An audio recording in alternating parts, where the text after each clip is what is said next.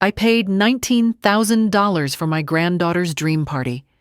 Then she texted, "You're too old. You're uninvited." So I canceled everything. The lights, the music, the flowers gone. They called me crazy. But I call it justice. And if you think age makes us weak, you've never met a grandmother with a receipt book. The sun was sliding low over San Antonio, turning every front porch gold. On her creaking rocking chair, Rosa Martinez, 67, wiped her hands on a flour-dusted apron. She'd spent the afternoon baking tres leches for the girl who owned her heart, Isabella, 15, her only granddaughter. Grammy Bella, said, eyes shimmering like the Christmas lights already tangled around the fence. "Do you know what a quinceañera really means? It's the night a girl becomes a woman.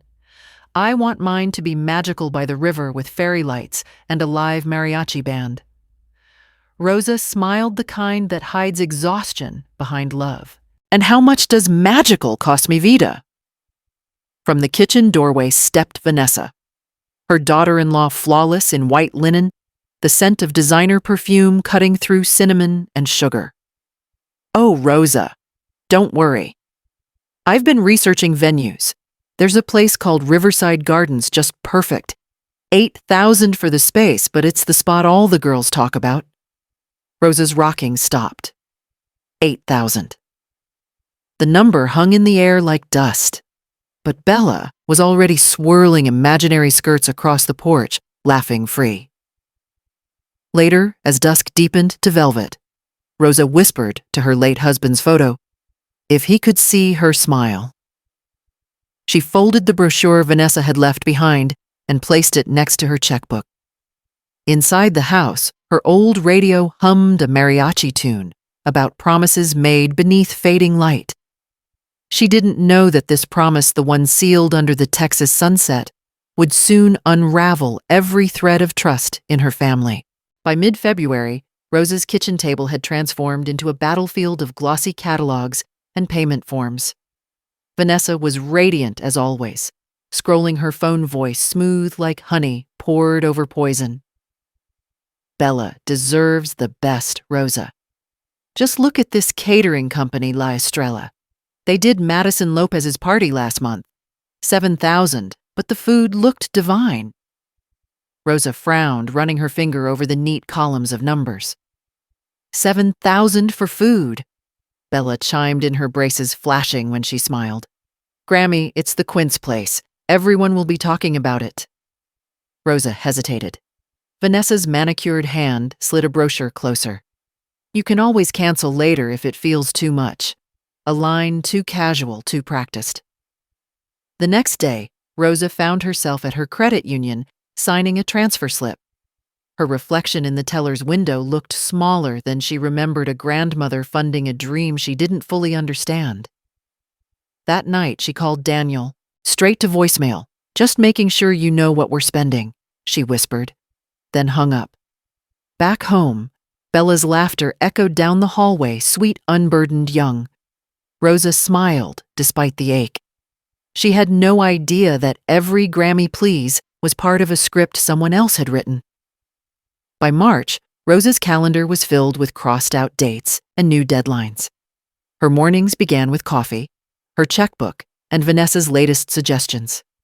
"Grammy, look at these decorations." Bella twirled across the living room, showing her a Pinterest board full of roses, chandeliers, and floating candles. Vanessa leaned over the back of the couch, every word a velvet dagger. "They're custom imports, Rosa. 3,000 for the full package, but trust me, this will make Bella's night unforgettable." Rosa's pen hovered above the checkbook. She'd already written 5 checks, each larger than the last.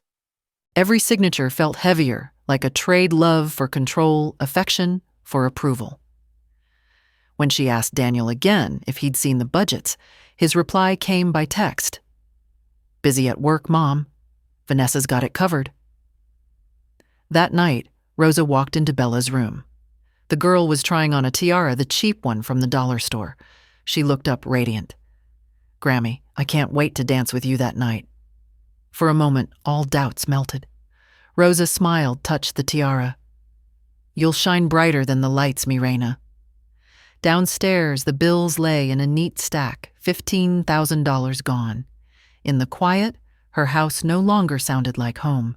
It sounded like debt, and a heartbeat slowly drowning under numbers. It was a Tuesday morning when the message came. Rosa was sipping her coffee, the sunlight cutting through lace curtains, painting little squares across her worn kitchen table. The phone buzzed once, a tone she almost ignored. From Vanessa. Hi, Rosa. Bella's been thinking she really wants her quinceañera to feel like a young people's event. She's worried older family might make it awkward. Hope you understand. We'll celebrate with you separately. The world seemed to tilt. Rosa read it twice, 3 times. The words older family burned like acid. She whispered the sentence aloud, voice trembling as if saying it might change its meaning. It didn't. The coffee went cold. She called Daniel. Straight to voicemail. Called again. On the 3rd try, he picked up his voice, distracted, typing in the background. Mom? Hey, what's up, Vanessa? Just uninvited me from Bella's party. A pause. A long one. What do you mean uninvited? I'm reading you her message right now. Paper rustled on his end. Mom? I'm sure there's been some misunderstanding. She used the word older Daniel. Am I embarrassing now? Of course not, Mom. Maybe Bella's just nervous. Or maybe she learned that from someone else. Silence. Then, Mom, please don't overreact. The phrase struck deeper than the text itself. Overreact, as if a mother's heartbreak was a performance. Rosa hung up without replying. For a moment, she stared at the wall, the one lined with photos. Bella's baby picture, Daniel's graduation, her late husband's smile frozen in sepia. All the milestones she had funded, cooked for, prayed over. Now she was too old for the family she built. Her breathing slowed, then sharpened. She rose, moved to her desk, and pulled open the drawer. Out came every receipt, every contract, Riverside Gardens, La Estrella, catering, Mariachi Los Estrellas. Every one of them bore the same name, Rosa Martinez. Her hands stopped shaking. The warmth in her eyes cooled into precision. She picked up the phone again, but this time, not to plead. Mrs. Martinez, the event coordinator, answered cheerful. Yes, Rosa said. Voice steady as glass. I'd like to ask about your cancellation policy. Rosa began with the venue. Mrs. Martinez said, the Riverside Gardens coordinator, cheerful as ever. Everything's confirmed for Saturday. Fairy light setup starts at noon. Rosa's voice didn't shake this time. And if I need to cancel, a pause? Oh, we'd lose the deposit, ma'am, but the account is under your name, so the decision is yours. Yours? The word landed like a gavel. Next came the caterer, La Estrella. Ma'am, we've ordered all ingredients. Canceling would be complicated. I'll cover the penalties, Rosa said evenly. Send me the exact figures. Then the florist, the DJ, the photographer, one by one, all stunned to hear that the smiling abuela behind the checks was also the woman being excluded. By noon, Rosa had a legal pad filled with cost penalties and one clear fact: she held every contract. She made herself a cup of tea, cinnamon, and milk. For the first time in months, she felt clarity cutting through the ache. Her phone buzzed again. A message from Daniel. Mom, please don't do anything dramatic.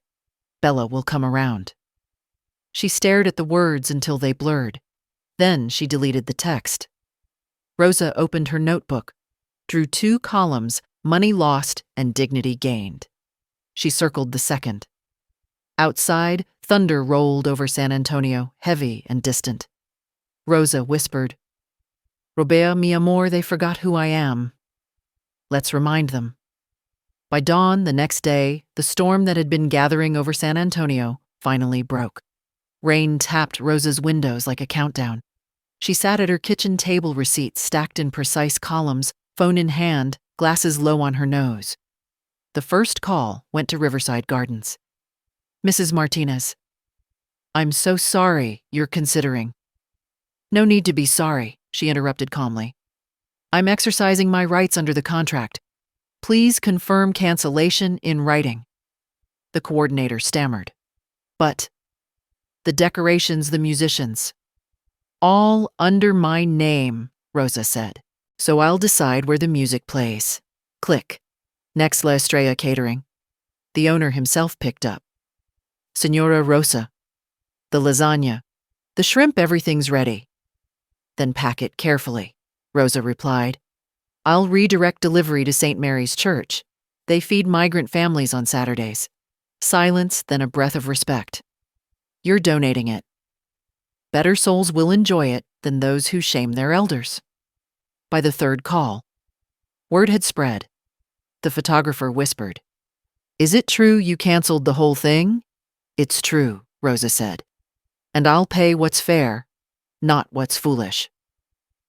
When the last email confirmation arrived, she closed her laptop, exhaled slowly, and poured herself coffee strong enough to wake the dead. The mug trembled in her hands, not from fear, but from adrenaline. Across town, phones began to buzz in the Williams household. Vanessa's voice rose sharp through the rain. She did what she can't, but she could. Every dotted line said so. Rosa stood by her window, lightning flashing across her reflection. For the first time in years, she didn't see a tired widow. She saw command steel disguised as kindness. She whispered to the empty room, They thought I was decoration. Let's see how they like a storm. Her phone rang again. Daniel. Mom, what are you doing? What you taught me, Hijo, she said quietly. Handling business. Bella's crying. Vanessa's furious. And I'm calm. That's how you know it's serious. Rosa hung up. In the silence that followed, thunder cracked once more, as if the heavens themselves approved of the lesson about to unfold. The storm hadn't stopped when night fell over San Antonio. Lightning flickered across the blinds, slicing the darkness into flashes of silver and shadow. Rosa sat in her living room lamplight, soft against the framed photos of a family that suddenly felt like strangers. Her phone began to ring. Daniel. She didn't answer. It rang again. Vanessa. Then again. Then again. By the 50th call, she finally lifted the phone and pressed accept. Mom Daniel's voice was raw. What did you do? They're all calling me Bella's hysterical.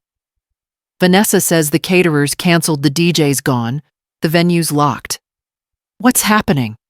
Rosa leaned back, her tone, calm as polished glass. I canceled what I paid for. You can't do that.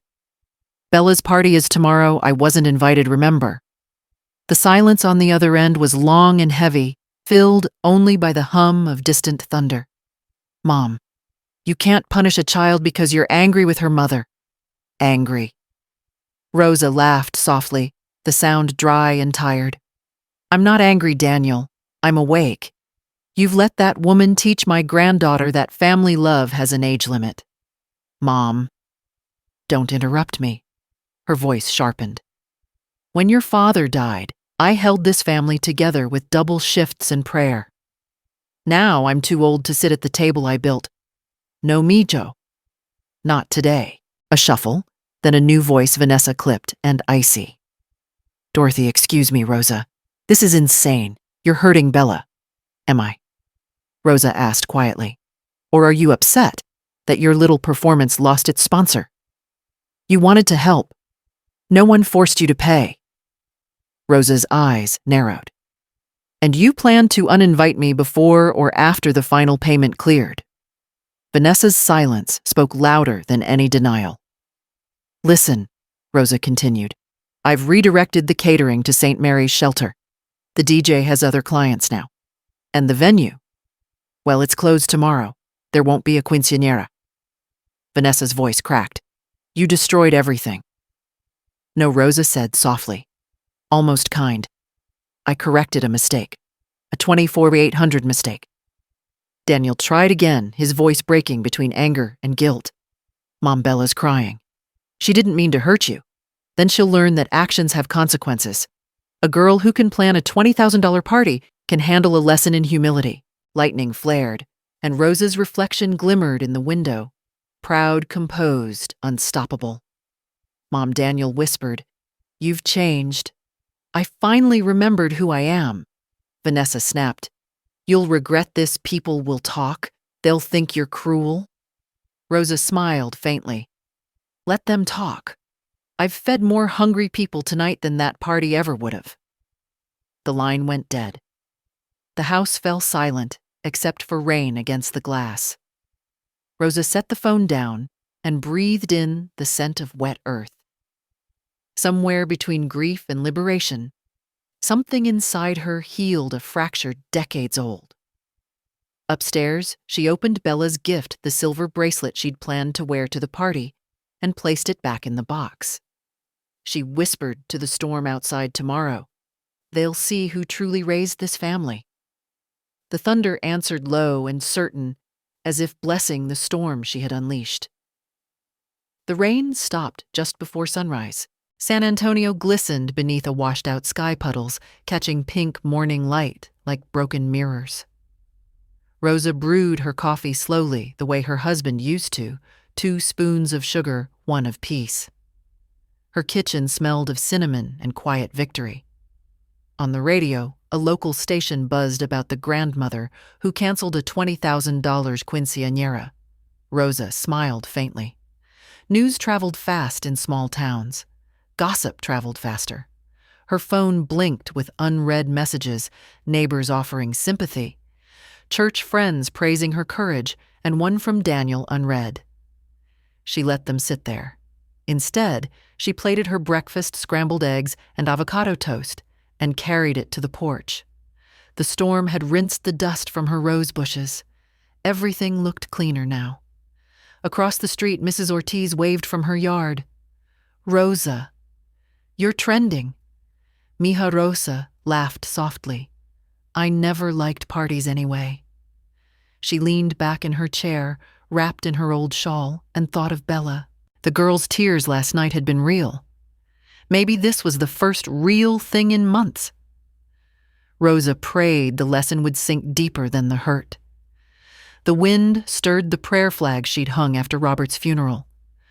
For the first time since his death, she didn't feel small or pitied. She felt seen. The world had called her dramatic. She called it justice. The knock came just as Rosa finished rinsing her cup. 3 quick taps, hesitant but desperate. Through the frosted glass of the front door, she saw a blur of pink. When she opened it, Bella stood there, hair damp, still wearing her silk robe printed with glittering crowns. Her eyes were swollen from crying. "Grammy," her voice cracked, "please. Everyone knows. They're texting, posting pictures. My friends are laughing. Madison said it's the most embarrassing thing that's ever happened in our school." Rosa's heart twisted, but her face stayed composed. "Come in, sweetheart." Bella stepped inside. The faint smell of rain and vanilla perfume followed her. Rosa handed her a towel and poured orange juice into the same glass Bella used as a child. "Grammy, can't you just uncancel everything?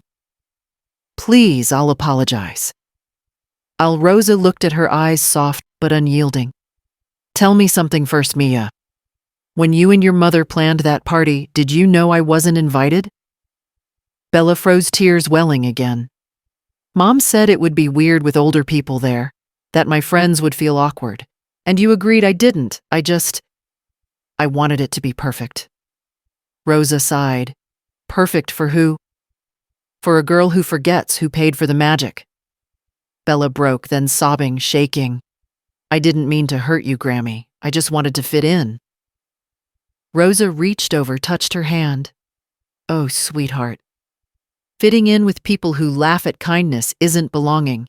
It's begging." Outside, the wind rose again, lifting the curtains. Light slanted across Bella's wet cheeks. I canceled that party not to punish you, Rosa said quietly. I canceled it to save you from learning the wrong lesson, that love means paying any price to be accepted. Bella wiped her face, whispering, Everyone hates me now. Then maybe it's time to find out who loves you when there's nothing to take. The doorbell rang again, sharp angry. Vanessa's car gleamed outside, tires splashing in puddles. She stormed up the steps, rain streaking her makeup. Is she here? Vanessa's voice cut through the house. Bella, get in the car. We are not doing this drama again. Rosa stood, calm, unmovable. She's staying until she finishes her juice. Vanessa glared. You've humiliated this family. Rosa smiled thinly. No, Querida. I've reminded this family what humility looks like. Bella's voice trembled, caught between two worlds. Mom, I don't want to go. What I said, I don't want to go. Vanessa's face went white. Rosa gently guided Bella behind her. If you're here to shout, you can leave. This home doesn't echo cruelty. The thunder outside rumbled again, low, approving. For a moment, Vanessa looked ready to fight. Then something in Rosa's eyes, the calm fire of a woman who had nothing left to lose, made her falter. Rosa shut the door slowly, the click echoing like a verdict. Bella stood there, shaking. Rosa opened her arms. Come here, Niña. The girl collapsed into her embrace. Two heartbeats aligned, one trembling with guilt, the other steady with love.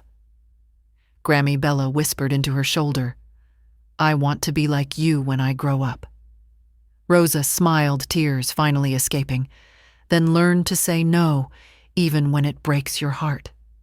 Outside, the storm eased, as if even heaven decided the fight was over. The house had gone quiet again. Outside, the storm clouds drifted apart, leaving streaks of pale blue sky. Inside, the only sound was the soft ticking of Rosa's kitchen clock. Bella sat at the table, her hair still damp hands wrapped around the warm mug of cocoa Rosa had made for her. The silence between them was heavy, but not hostile, like two hearts trying to remember how to beat in rhythm again. Grammy Bella whispered, Was Grandpa like you? Brave Rosa smiled faintly. He was stubborn just like me. When your dad was little, we didn't have money for birthdays. I'd bake one cake, slice it in half-half for Daniel's party, half for the neighbors' kids who had none. Bella blinked. You shared even when you didn't have enough. That's what family means, mi vida. Not showing off what we can buy, but who we can be when nobody's watching. Bella's eyes shimmered. Mom doesn't see it that way. Rosa reached across the table, her hands warm and wrinkled over Bella's trembling ones. Maybe she forgot. You remind her by living differently. Money buys music, not meaning. Love buys itself when it's honest. Bella nodded slowly, understanding blooming like light through rain. I'll make it right, Grammy. You already started, Rosa said softly, by coming back. The girl leaned over and hugged her again. The old clock ticked on steady, forgiving eternal. Bella stood in front of the hallway mirror, the same one that once reflected her twirling in party dresses and borrowed lipstick. This morning, the reflection looked different. Eyes, swollen hair undone, but something truer beneath it. She touched the faint mascara stain on her cheek, then whispered to her reflection, You did this, and you can fix it. From the kitchen, Rosa's voice floated in, softly humming the old ranchera her husband used to sing. The house, which had felt like judgment the night before, now felt like grace. Bella turned toward the sound, smiling through tears. For the first time, she didn't feel like a child demanding magic. She felt like a granddaughter asking forgiveness. The phone rang. Rosa answered, slow and composed. Mom. Daniel's voice carried exhaustion and regret. Can I come over? Rosa paused, eyes narrowing slightly. Are you coming as a son or as a messenger for your wife? Just your son, he said quietly. Vanessa's at her sister's. She's furious. I just want to talk. Rosa's tone softened, but her spine stayed straight. Then come with respect, not excuses. When she hung up, she looked at Bella. Your father's coming. Bella bit her lip. Will you forgive him? Rosa exhaled slowly. Forgiveness isn't a gift, mi vida. It's a mirror. They'll have to look into it first. The girl nodded as if understanding that true apologies don't come from fear. They come from courage. Outside, sunlight broke through the thinning clouds glinting across the mirror. Both their faces reflected in it, 2 generations learning what strength really looks like. The sound of tires crunching on gravel broke the quiet afternoon. Rosa looked through the lace curtain Daniel's truck, pulling up slow like a man approaching a confession. She didn't go to the door right away. She let him knock twice before opening. Hi, Mom. His voice was softer than she remembered. He looked older today, the kind of tired that doesn't come from work, but from shame. Come in, she said. Stepping aside. Leave your shoes. The floor's clean. Inside, the air was heavy with cinnamon and coffee. Bella sat at the kitchen table, silent, her eyes tracing the lines on her father's face. Daniel sat too, elbows on knees, head bowed. I came to say I'm sorry for not seeing what was happening, for letting her treat you like that. Rosa didn't answer right away. She stirred her coffee slowly, the spoon clinking like a metronome of memory. When you were 12, she said you told me you'd never let anyone talk down to me. You said I was your hero. Daniel's throat tightened. I meant it. Then when did I stop being someone worth defending? He looked up, tears burning behind his eyes. When I got scared of fights, of losing peace at home. I kept thinking it would get better if I stayed quiet. Rosa leaned back, eyes steady. Silence isn't peace. Daniel, it's surrender. He nodded, ashamed. You're right. Bella reached across the table, placing her small hand over his. Dad, we both hurt her. But she still let me stay. Rosa's gaze softened. Because love, mijo, doesn't expire. But trust, that takes work. Daniel swallowed hard. Tell me how to fix it. You start by teaching your daughter that men protect, not ignore. And you teach your wife that respect isn't optional. After that, maybe we'll talk. He nodded slowly. I'll try. Don't try. Rosa said, her tone firm but kind. Do it. Actions, not promises. For a long moment, the 3 sat in silence, the storm replaced by sunlight spilling across the table. Rosa finally smiled faintly. Now, eat. I made tamales. I don't forgive on an empty stomach. Daniel laughed through the tears, and for the first time in years, their laughter sounded like home again. The house was dark when Daniel returned. Only the kitchen light burned a cold white square over the marble counter. Vanessa sat there with a glass of wine, her phone buzzing beside her. So she asked without looking up, Did Mommy forgive you? Daniel set his keys down. She didn't need to. She just told the truth. Vanessa scoffed. The truth, or her version of it. She had every right to cancel, he said quietly. Her name's on every check. You and Bella used her. I stood by and let it happen. Vanessa slammed her glass down, red wine splashing like blood on marble. You're blaming me? That old woman humiliated us. Daniel's voice sharpened. She didn't humiliate us, Vanessa. You did when you told her she was too old, too embarrassing, to be seen with her own granddaughter. For the first time, her confident mask cracked. You don't understand social pressure. People talk. Let them talk. I'd rather be poor and decent than rich and cruel. Silence fell, broken only by the distant hum of the refrigerator. Vanessa turned away, her reflection fractured in the window. Daniel, she whispered. If you take her side, you'll destroy this family. He shook his head slowly. No, you already did. I'm just done pretending it's whole. He walked upstairs without another word.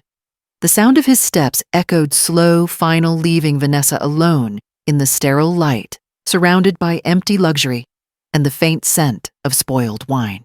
By Friday morning, Rosa's nameplate gleamed on the polished oak desk of Marcus Doyle, her longtime attorney.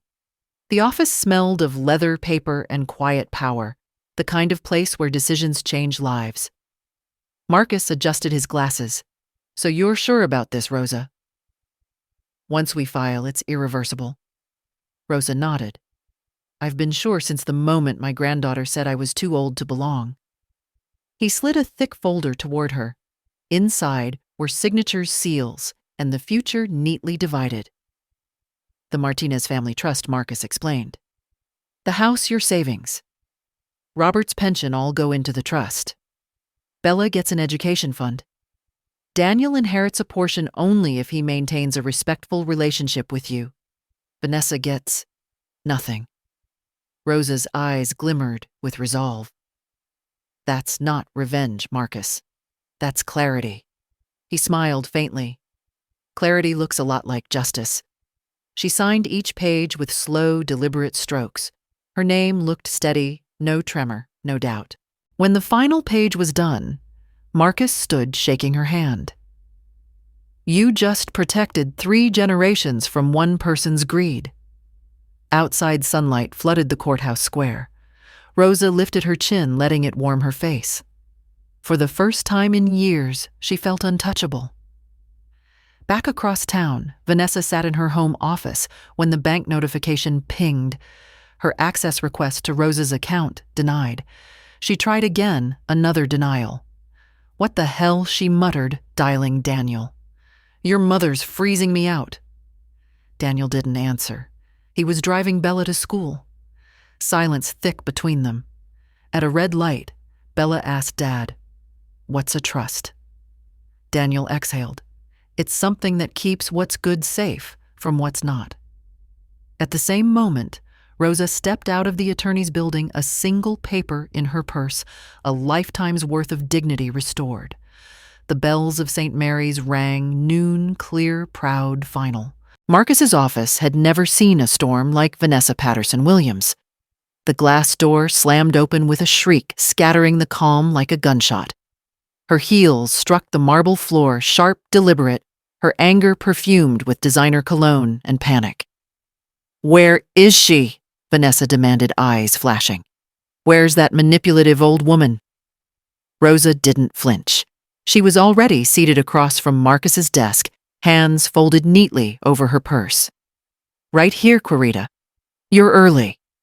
Vanessa froze for half a breath before launching forward. "You can't just cut me out. That's financial abuse of the family trust. You're unstable." Rosa Marcus raised a hand, his tone steady. "Mrs. Williams, please sit down. And be very careful with your next words."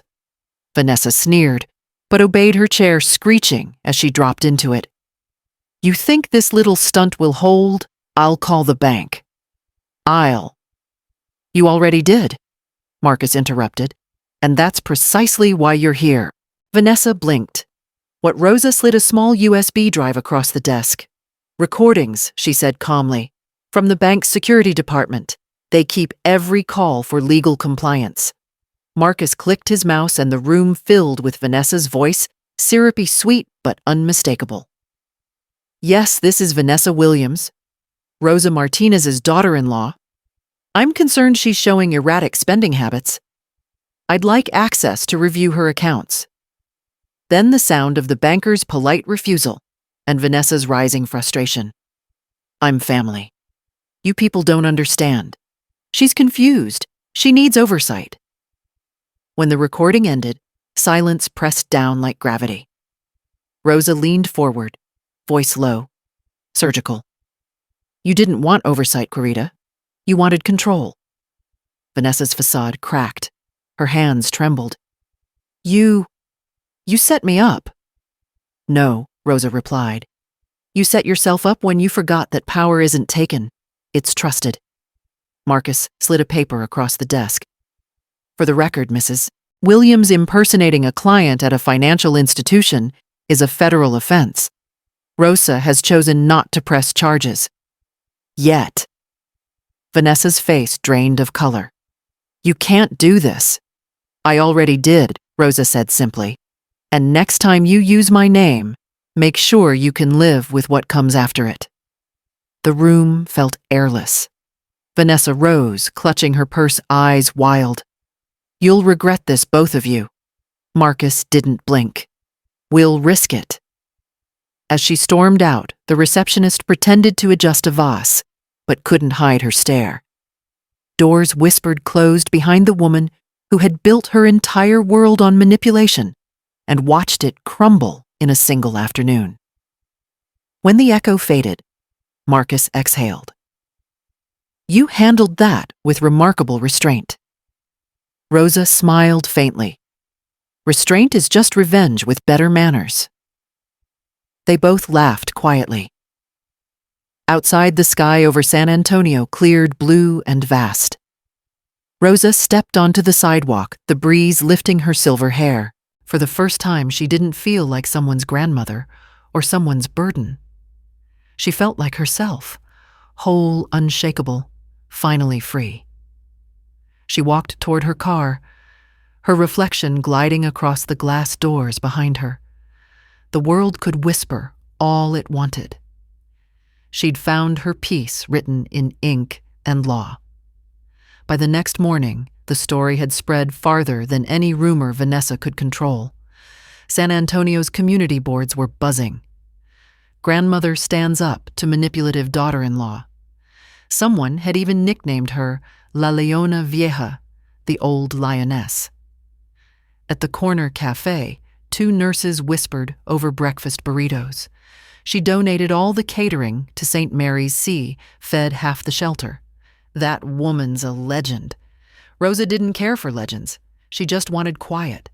But peace, like sunlight, has a way of finding those who earn it. Her phone chimed. Daniel. Mom, I told her to leave. I can't live like that anymore. Bella's staying with me this week. She's different, quieter, kinder. Rosa read the text twice, her eyes misting. Then another message followed from Bella.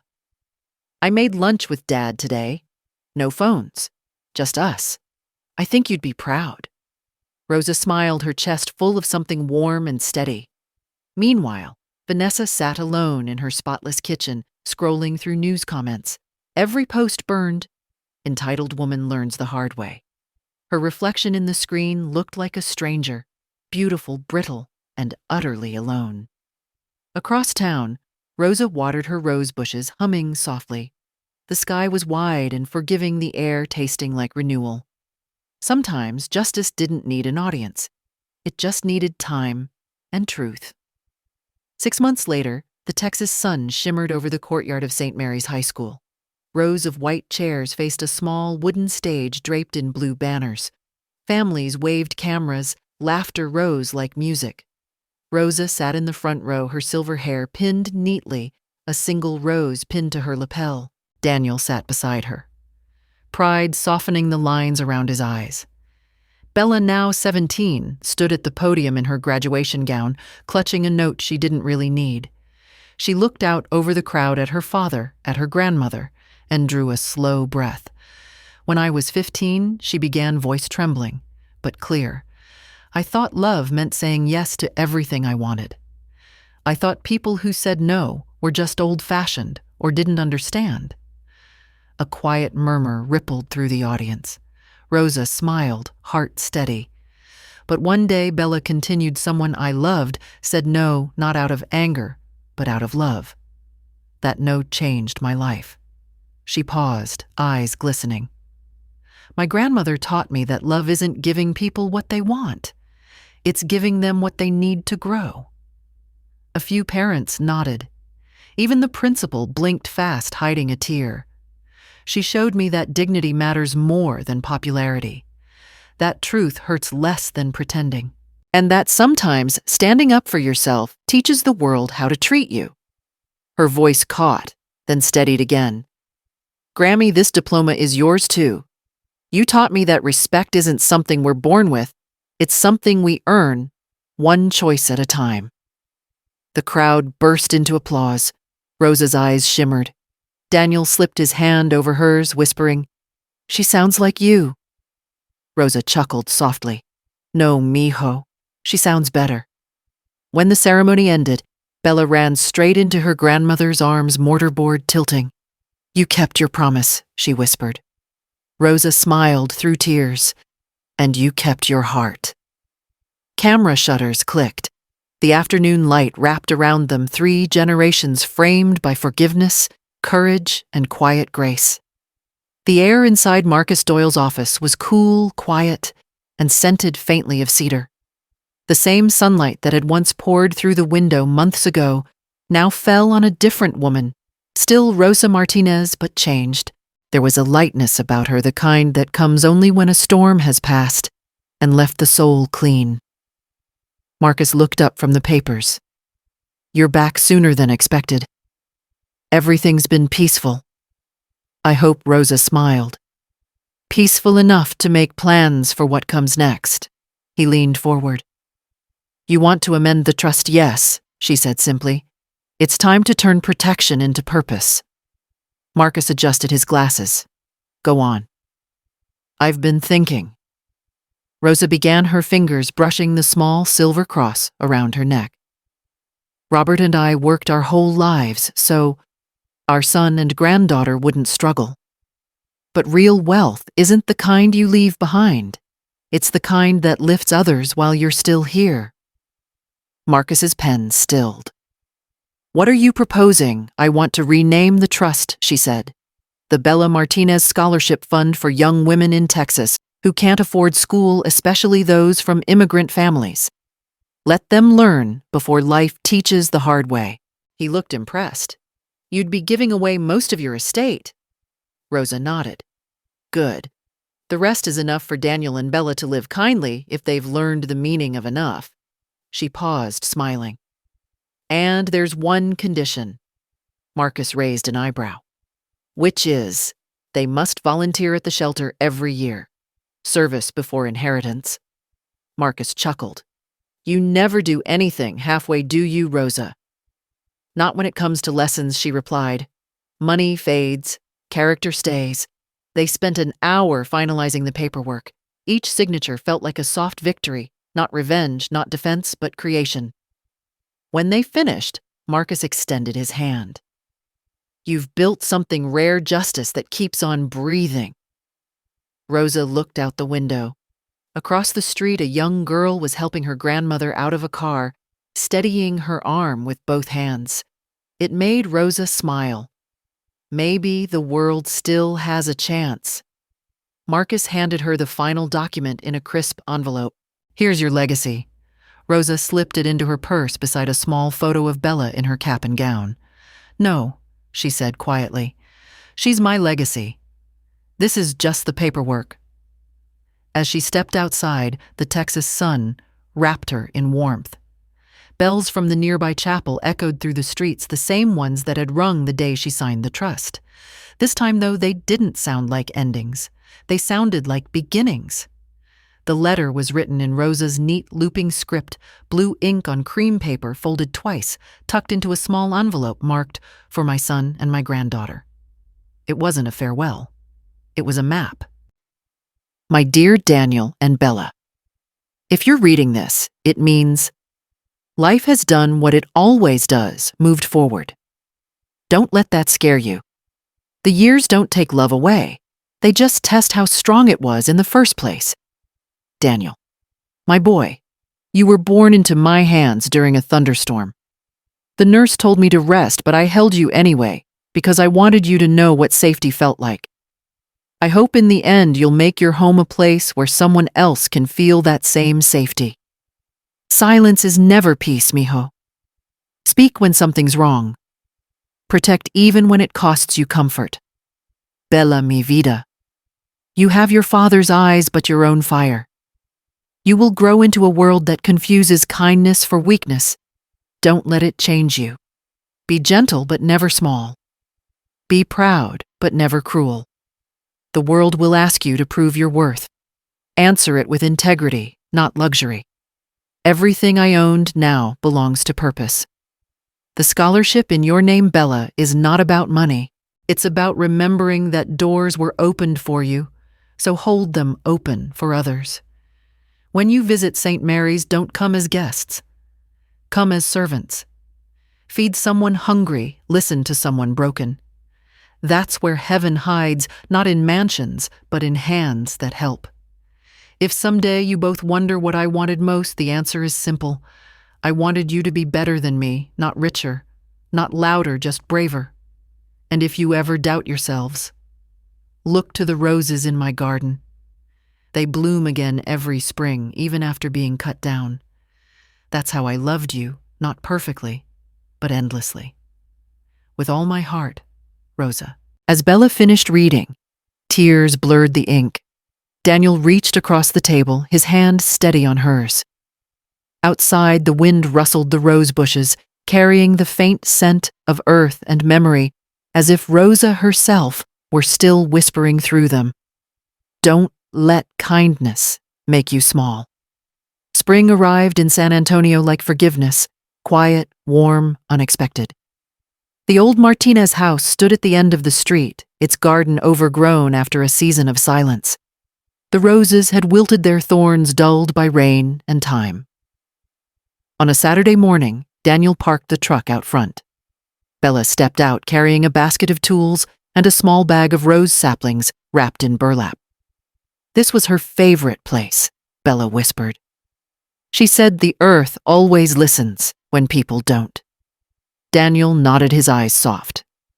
Let's make it listen again.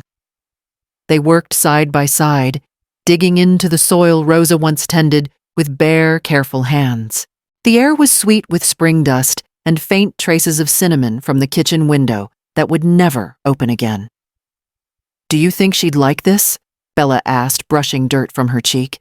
She'd say we're finally learning to do something that lasts, Daniel replied.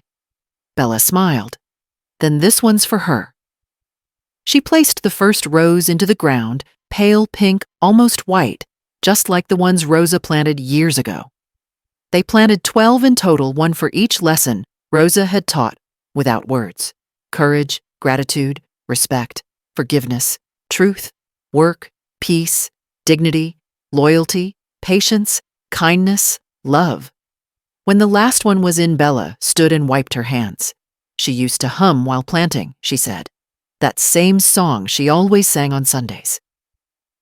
Daniel looked toward the porch where the wind rustled the chimes. For a moment he could almost hear her voice, soft, off-key but steady. They spread mulch, watered the roots, and watched the petals tremble in the breeze. The sunlight caught the droplets, turning them into sparks of gold. In the middle of the garden, Bella pulled from her bag a small bronze plaque Marcus had given her after the trust ceremony. She brushed off the dust and read aloud the inscription before pressing it into the soil. The Rosa Martinez garden, planted in love, grown in integrity. Daniel knelt beside her, eyes glistening. You think she'd be proud? Bella nodded. She already was. As they stepped back, a single butterfly landed on the youngest rose. Its wings mirrored the same dusty pink as Rosa's favorite shawl. Bella smiled through her tears. Maybe she's still teaching, she whispered. Daniel put an arm around her shoulder. Maybe she never stopped. The camera of memory would have lingered then on the father and daughter, framed by light, the roses swaying gently like breaths of forgiveness. The house behind them, no longer empty, but alive again. And as the wind carried the faint echo of church bells from St. Mary's, Bella looked up at the wide Texas sky and said softly, She turned pain into beauty, didn't she? Daniel nodded. That's what real love does. The final shot lingered on the plaque, sunlight glinting off the engraved words. In the reflection, for just a moment, the shimmer of silver hair seemed to pass by, like Rosa herself, still tending her garden forever, watching the seeds she planted grow into grace. 5 years later, San Antonio glowed with summer light. The Bella Martinez Scholarship Foundation had grown beyond anyone's expectations. What began as Rosa's handwritten wish had turned into classrooms filled with girls who once thought college was impossible. Inside a renovated community center, the one that used to be St. Mary's Soup Hall. Bella, now 22, walked the halls in a navy blazer, her grandmother's silver cross glinting beneath her collar. She stopped at a bulletin board covered in photos, smiling graduates' thank you notes, and one framed picture of Rosa kneeling in her old garden hands covered in soil, laughing. Every morning, Bella touched that frame before starting her day. A knock on the door pulled her from the memory. Miss Martinez. A shy voice. A girl maybe 16 stood at the door clutching a worn application folder. Her backpack looked older than she was. Bella smiled. "Come in, sweetheart. Sit down." The girl hesitated. "I don't think I belong here. My grades aren't perfect and people like me don't get scholarships." Bella's smile softened. "People like you are exactly why this exists." She leaned forward. "Tell me your story." The girl's voice cracked as she spoke of working nights at her uncle's store, helping her mother pay rent, of wanting to be a nurse but not knowing how to start.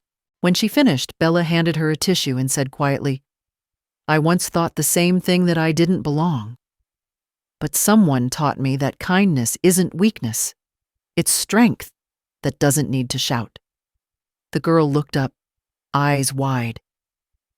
"Who taught you that?" Bella glanced at the framed photo behind her. "My grandmother. She built this place out of love and lessons. Everything you see, the walls, the lights, even that scholarship form, came from her courage." The girl whispered, "Do you think she'd want someone like me here?" Bella smiled through a sudden wave of warmth. "She'd say, 'You're already here, mija.'" The door opened the day you decided to knock.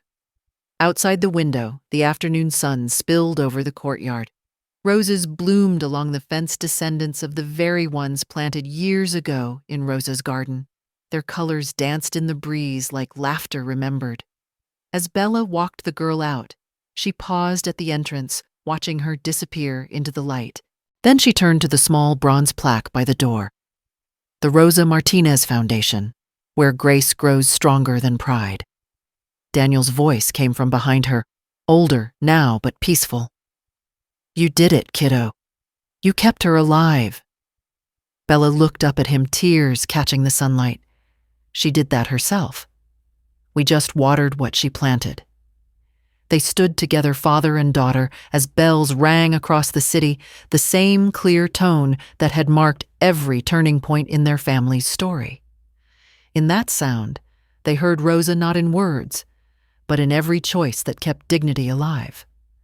The camera would have pulled back then, wide, bright, and endless, showing the roses, the foundation sign, the children, laughing in the distance.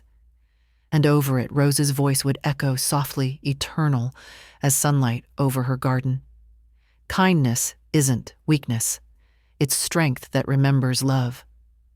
How did this story touch you? Tell us in the comments and rate it from 1 to 10. If it moved your heart, please like, share, and subscribe. Tap the so you won't miss our next emotional story. And before you go, click on the end screen to discover more powerful, heartwarming tales waiting just for you. See you in the next story.